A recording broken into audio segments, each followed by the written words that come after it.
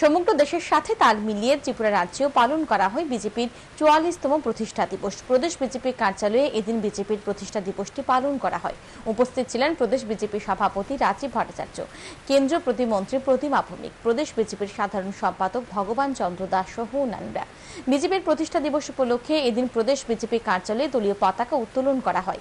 বিজেপির প্রতিষ্ঠা দিবস উপলক্ষে আয়োজিত অনুষ্ঠানে আলোচনা করতে গিয়ে প্রদেশ বিজেপি সভাপতি রাজীব ভট্টাচার্য বলেন, 1980 সাল থেকে ত্রিপুরা রাজ্যে বিজেপির কাজ শুরু হয়েছিল। বর্তমানে রাজ্যে বিজেপি সরকার ক্ষমতায় রয়েছে।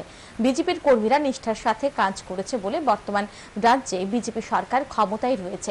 বিজেপি দল কার্যকর্তাদের দল। তিনি আরো বলেন, আসন্ন লোকসভা নির্বাচনে রাজ্যের 2টি আসনে বিজেপি প্রার্থীদের জয়ী করার জন্য মানুষ তৈরি হয়ে গেছে।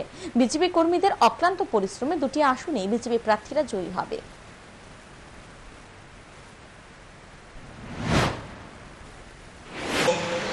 এবং এই ভারতীয় জনতা পার্টির কাজকে এগিয়ে নিয়ে যাওয়ার জন্য যেভাবে নিষ্ঠার সঙ্গে আমরা কাজগুলি করেছি, আজকে আমরা এই ভারতীয় জনতা পার্টি কার্যকর্তাদের পার্টি তাই প্রমাণ করে যে সেদিন আমি কোনোদিনও ভাবতে পারিনি যে আমি প্রদেশ সভাপতি হব।